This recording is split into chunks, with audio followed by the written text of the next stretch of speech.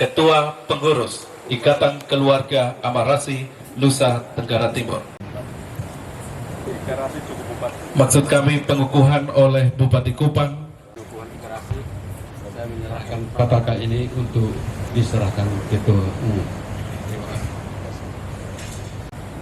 Bersama pemerintah Kabupaten Kupang, saya menyerahkan petaka ini sebagai pertanda telah dikukuhkannya Ikarasi Provinsi Nusa Tenggara Timur. Kami serahkan.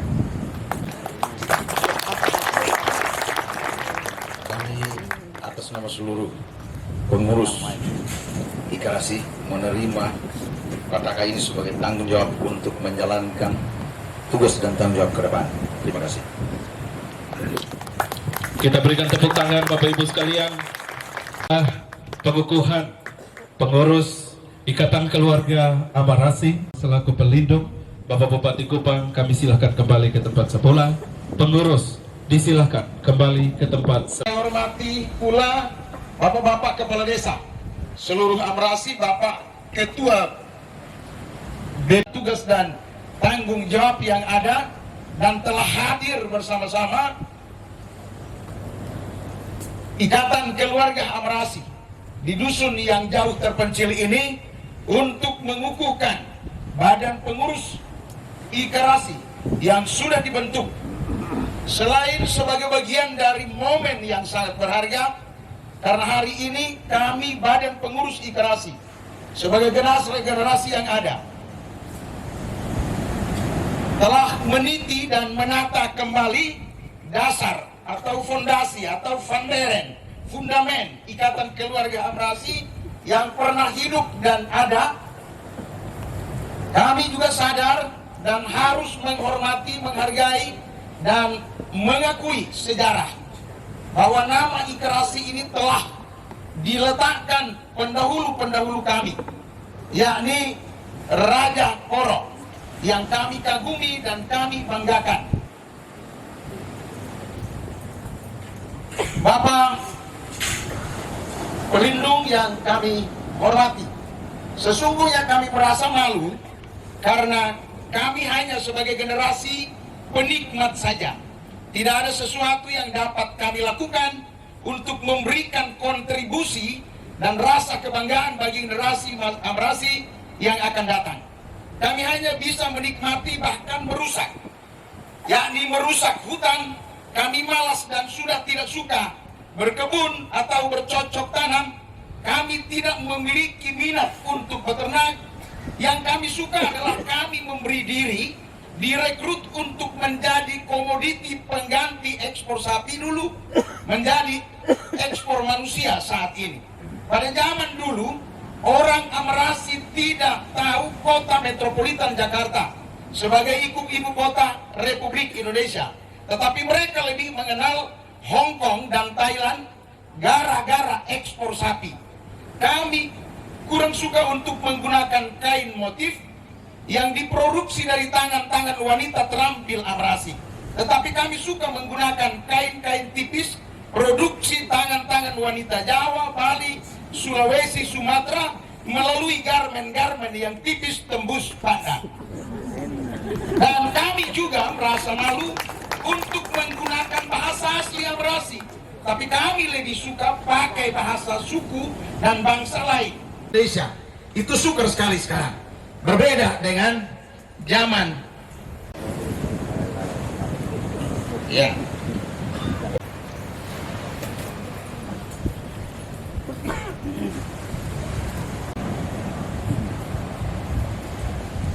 Selamat pagi. Selamat pagi. Dari Kupang yang hadir di sini, yang berbahagia. Kita hadir di sini untuk melihat langsung, memberikan support, dorongan, doa kepada sebuah organisasi kemasyarakatan yang dideklarasikan hari ini. Ketua dan para pengurus Ikarasi yang baru saja dikukuhkan, selamat untuk menjadi sebuah organisasi kemasyarakatan. Saya tumbuh dari organisasi.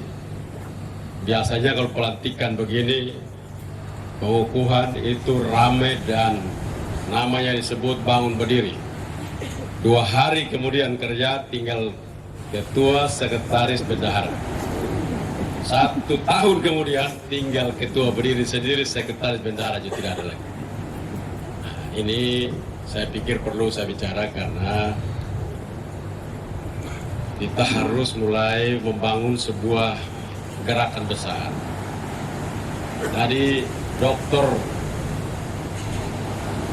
Yesaya Mau menyatakan bahwa organisasi ini berdiri dari zaman dulu kala. Dulu kala ini tahu kapan kita tahu. Nah itu besok-besok itu kalau kata bahkan menyatakan kami generasi ikarasi yang berpengetahuan berkumpul bersama, itu berpengetahuan itu makanya mesti tulis betul. Generasi benar, tahun berapa berdiri, di mana, oleh tahun berapa, siapa yang kasih berdiri. Masa orang Poang lebih pintar dari kalian. Ini kan, coba lihat itu. Saya menghadiri dengan Pak Bupati, menghadiri keluarga besar Ampoang. Mereka menjelaskan dengan baik berdiri tahun berapa, bapak-bapaknya siapa, yang masih hidup siapa, yang sudah pulang menghadap yang Maha Kuasa siapa, yang menuju neraka siapa. Dia jelaskan dengan benar. Jadi karena itu saya pikir ini perlu dirapikan. Kedua, tantangan serius deklarasi dulu dengan sekarang berbeda. Saya menyimak tadi sambutan ketua dengan begitu semangat berapi-api. Perlu untuk setiap organisasi merumuskan dan datanya harus baik. Ngomong program, ngomong visi misi, data tidak ada. Itu tandanya orang sekolah tapi bodoh. Jadi orang sekolah bodoh gitu tandanya begitu. Omong tapi tidak ada data dalam diri. Berapa tanah di Amarasi yang belum ditanam, dan karena adanya ikarasi tanah-tanah itu tertanam semua. Mau tanam apa kayak lu tanam dulu, yang penting ada guna. Jadi jangan 6 hektar itu baterai. Itu perempuan umur 80 tahun bisa kerja 6 hektar. Percaya tidak? Percaya tidak? Percaya tidak? Kalau kalian tidak percaya, ikut saya sekarang ke Semau. Saya punya mama umur 87 tahun, dia kerja 6 hektar. Jadi kalau kalian bangga 6 hektar itu kalian sedang umur 87 tahun seperti Orpa Kase yang ada di Semau sana. Coba baik-baik. Ini kira-kira umurnya berapa semua? Orpa Kase itu SD tidak tamat. Tidak tamat SD ini. Umur 87 tahun. Kerja 6 hektar. Dia pun sawah, dia lapor kembali di Pungana. Pulang dari Jakarta dia bilang, saya pulang karena saya pun sawah habis panen sekian belek. 6 hektar. Jadi kalau lapor 6 hektar ikarasi dari ini perwira yang pimpin, tambah dia pun orang-orang lengkap dengan orang pintar semua, piko barang lengkap semua di badan. Baru dia cuma 6 hektar bersental. Sekarang kalau Bapak tiba-tiba gubernur tanya sebagai pelindung ini, berapa tanah di Amarasi yang belum ditanam? Berapa besar? Pasti tidak tahu. Padahal di Bupati Amarasi, camat-camat Amarasi, kepala desa Amarasi, bukan saya tanya di Ampoang. Kalau di Ampoang ya salah lah saya. Kalau saya tanya Amarasi, dia Bupati Amarasi. Atau bupatinya Ampoang. Bupati orang mana? Nah, Bupati Amarasi. Berarti pemaparan tanah kami tersedia berapa hektar. Camat orang mana? Di Amarasi kok di mana? Di Amarasi, camat di Amarasi, bukan camat di Ampoang. Mau dia siapa pasti dia camat Amarasi. Kepala desa orang Amarasi kok orang Semau. Amarasi kok Semau? Amarasi. Berarti seluruh potensi dan data itu pasti lengkap, betul tidak? Karena apa? Manusia NTT itu apalagi khusus tidak hobi buka data, tidak hobi pegang data, omong saja. Saya dokter peternakan, ternak tidak ada, saya piara, saya pun ternak di badan saya sendiri. Ya, itu begitu kita, maka tidak pernah maju-maju. Undang saya datang ke tempat ini, maka kamu sial memang undang saya. Dalam hati mereka sial diundang saya. Maka begini dia sepakat. Kalau tidak ada 500 hektar tertanam tahun 2023, pas hujan itu 500 hektar tidak tertanam, minimal ketua, sekretaris, bendahara yang dia pun di bawah saya, pelindung di bawah saya itu udah pukul semua. Setuju tidak? Setuju. bukan saya tawarin kalian setuju, saya tidak setuju sebenarnya. Begitu saya tawarin setuju, nah. Yakin saya pukul tidak? Yakin tidak? Tidak yakin bikin coba. Begini, kita tidak bisa lagi kerja main-main. Dunia sudah berubah. Dunia sekarang ini sudah berubah. Ingat baik-baik, amarasi itu hebat karena ada tekanan atau suruh terserah kerja. Ada tekanan dari Bapak Raja atau suruh bebas kerja. Tekanan atau bebas kerja. Nah, gara-gara apa amarasi ini? Karena tidak ada tekanan lagi. Jadi kalau ikarasi mau hebat, yang tidak masuk pegang pukul. Ketua bisa pukul orang, masuk pukul orang ketika. Orang kadang-kadang bilang begini, itu kan melanggar human rights. Tuhan itu punya surga dan neraka. Kalau Tuhan punya surga saja, orang tidak takut dia. Kalau umpama dua Tuhan kita sembah yang mana? Kalau Tuhan neraka ada, Tuhan surga ada, lebih takut yang mana? Pasti lebih takut Tuhan neraka. Lebih baik tidak masuk surga, tapi yang penting dia masuk api neraka. Tapi karena dia punya dua-dua, jadi tidak ada pilihan. Mati mau kemana? Sudah ada pilihan. Daripada pegang lebih baik. Nah ini manusia di dalam pembangunan di dunia juga harus begitu. Dalam manajemen disebut reward and punishment. Ada penghargaan, tapi ada juga hukuman. Nah kalau dia tidak ada hukuman, dia tidak ada penghargaan, itu namanya duduk kokoto bakal tawa saja, habis pulang sudah, tidak ada guna apa-apa. Ini tantangan kita. Apalagi saya dengar Mars tadi, dengar himne itu menyanyi bagus otomatis, tapi amarasi yang maju dalam ekonomi dan sosial budaya. Amarasi maju ekonomi ini apa? Rumuskan coba di ekonomi. Apa saja hari ini kehebatan amarasi? Apa yang baru bisa dikapitalisasikan? Mana yang masih kurang? Tadi Bupati kan bilang begitu. Kita harus tahu kita pun kelebihan, kita hanya tahu kita pun kekurangan. Tapi jangan omong saja. Kami pun kurang nih A, B, C, D, E, F, G, H. Kami pun kelebihan A, B, C. Karena kita suka hobi omong-omong yang abstrak dan tidak pernah turun, lalu kita hanya abstrak-abstrak, lalu kita mati dalam abstrak dan masuk neraka semua. Coba siapa angkat tangan di sini? Dia ada masuk surga hari ini. Antonato, masuk surga. Kenapa? Bapak Antonato masuk surga kenapa? Suruh angkat tangan, dia angkat tangan. Kenapa dia tidak tahu? Ini yang orang hebat, anggota DPR segala. Itu yang saya bilang itu. Karena kita hobi abstrak to abstrak. Tidak ada yang abstrak to konkret.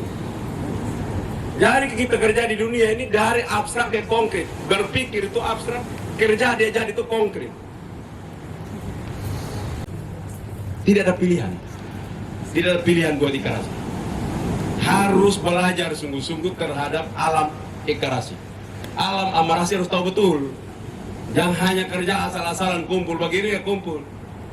Kadis peternakan lapor ke Pak Gubernur jumlah peternak bisa mau ya salah.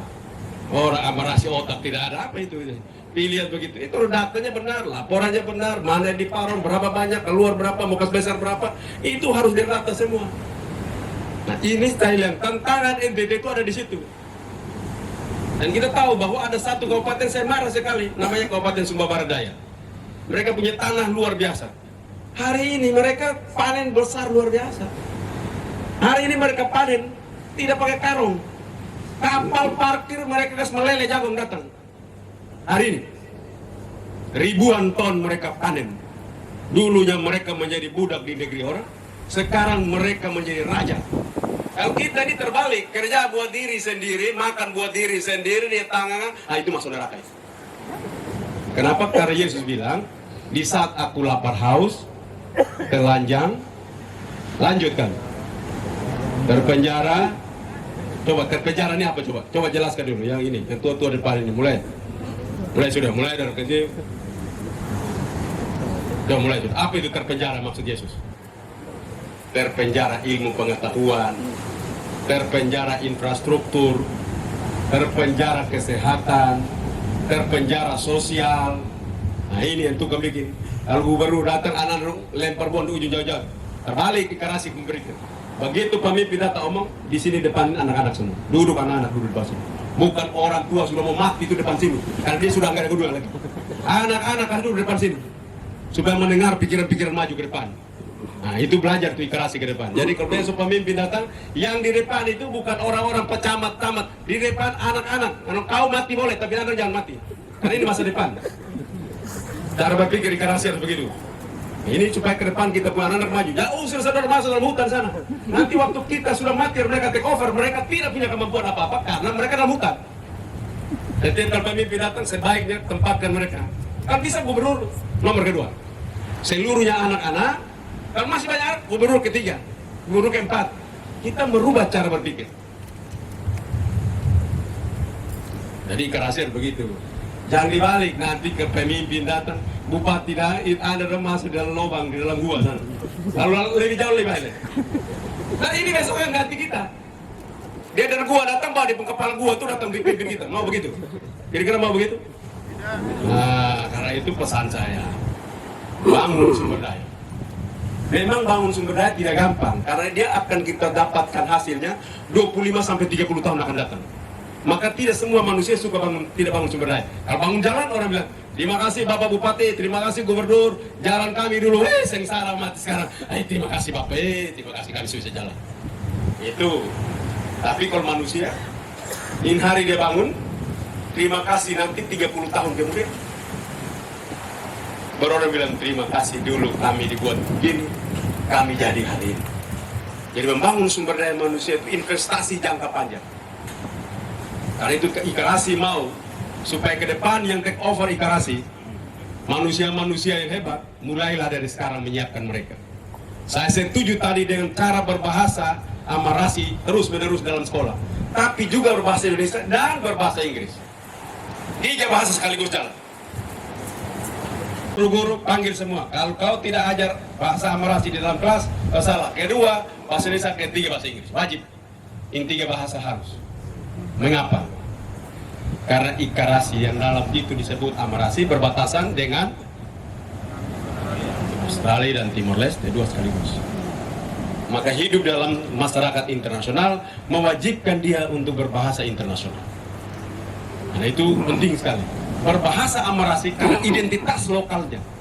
Dia memperkenalkan dari mana dia datang. Saya setuju itu. Tapi mesti mulai sudah. Bahasa amarasi dilakukan. Kita bahasa itu punya keindahan yang luar biasa. Dan berbahasa Inggris jangan harus salah tuh. Pikir benar. Omong saja karena itu bukan kita membahasa. Salah suruh diperbaiki. Oh itu. Tahu bakal perbaiki supaya saya benar. Jangan malu-malu. Kalau malu-malu tidak jadi. Orang omong bahasa itu kalau tidak dia malu tidak akan pernah jadi. Jadi omong terus, dia baru bisa. Karena itu saya harapkan ini bisa kita lakukan. Kita berbatasan dengan Timor Leste. Orang dari Timor Leste datang, kita mereka kita juga dia omong kita Inggris gitu. Kita tidak mengerti Pak. Itu penahin. Itu karena lu bodoh. Jadi tidak bisa. Kita harus banyak. Nah, ini tantangan kita bersama. Karena itu lewat ini Pak Bupati. Ini perlu, dunia sudah tidak bisa kerja biasa. Dunia perlu kerja berat. Bahkan kita mengklaim diri sebagai warga negara Indonesia, harus juga mengklaim diri sebagai warga negara kerajaan. Warga negara kerajaan surga. Kalau itu tandanya begini orang, tandanya apa? Tandanya kau pintar. Tandanya kau peduli.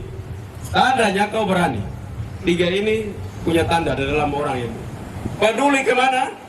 Peduli kepada mereka yang lapar, telanjang, terpenjara, sakit, orang asing.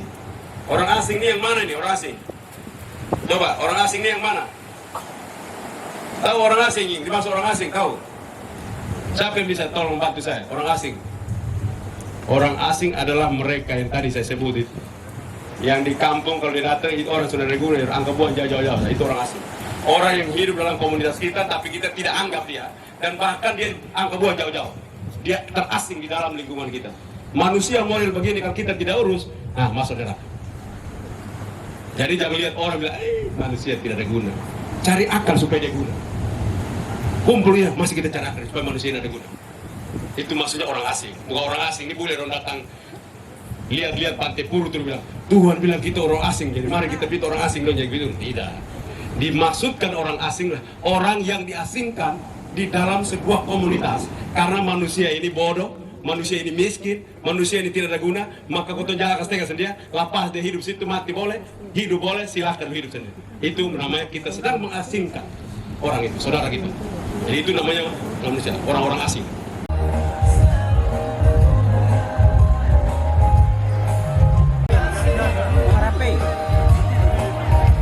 Mari Bapak. Selamat siang Bapak.